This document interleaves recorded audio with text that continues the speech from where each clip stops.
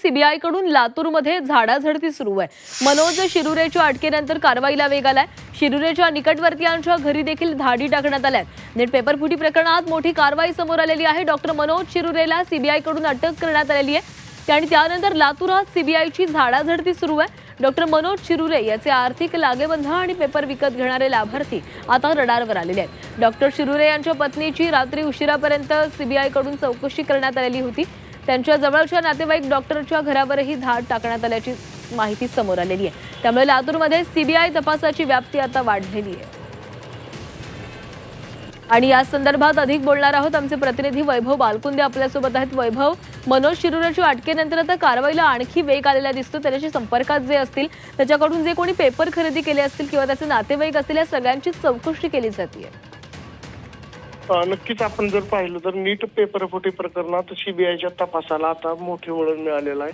मूळ औसा तालुक्यातील आणि गेल्या 2 दशकापासून बालरोग तज्ज्ञ म्हणून कार्यरत असलेले डॉक्टर मनोज शिरुरे आहे, याला 2 दिवसाच्या चौकशीनंतर सीबीआयने काल पुण्यात अटक केली।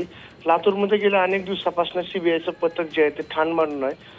विविध ठिकाणी झाडाझडती सुरू आहेत, चौकशी सुरू आहेत, अनेक पालकांच्या चौकशी सुरू आहेत, अनेक डॉक्टरांच्या त्यात सुद्धा चौकशी सुरू आहेत। डॉक्टर शिरुरे याच्या आर्थिक व्यवहाराची आणि कथित लागेबांध्याची आणि संशयास्पद जे संभाव्य जे लाभार्थी आहेत ज्यांनी पेपर विकत घेतलाय याची सुद्धा तपास यंत्रणा जी आहे तिथं माहिती गोळा करण्याचं काम करते।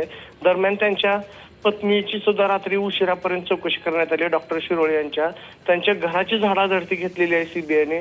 त्याच्यामध्ये काही जे प्रश्नपत्रिका असतील आणि काही संशयास्पद ज्या काही गोष्टी आहेत तपासाच्या दृष्टीने त्या सुद्धा ताब्यात घेतलेल्या आहेत। त्या ठिकाणचे जे सीसीटीव्ही फुटेज आहेत डॉक्टर शिरुरेच्या ते सुद्धा ताब्यात घेतलेले आहेत आणि काही संशयित जे व्यक्ती आहेत त्यांच्या संपर्कातले त्यांचा सुद्धा जे सीबीआय जे आहे ते तपास करते आणि ते लोक जे आहेत आता सीबीआयच्या रडारवर आहेत। या प्रकरणात आणखीन एक बाब समोर आलेली आहे। डॉक्टर शिरुरे याचे जे नातेवाईक आहेत, एक डॉक्टर प्रमोद नावाचे एक डॉक्टर आहेत, त्याचे ते नातेवाईक आहेत, रक्ताचं नातं त्यांचं आहे, त्याची सुद्धा जी आहे ते सीबीआयने चौकशी केलेली आहे। त्याच्या घराची झाडाझडती घेतली आणि काल अंबेजोगाईवरनं 2 विद्यार्थ्यांना ताब्यात घेतले होते जे मोठेगावकर याच्या क्लासमध्ये ते शिकत होते।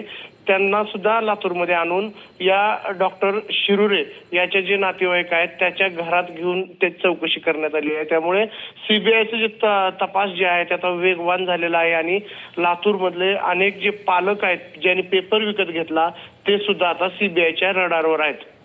नक्कीच वैभव, धन्यवाद दिलेल्या सविस्तर माहितीसाठी।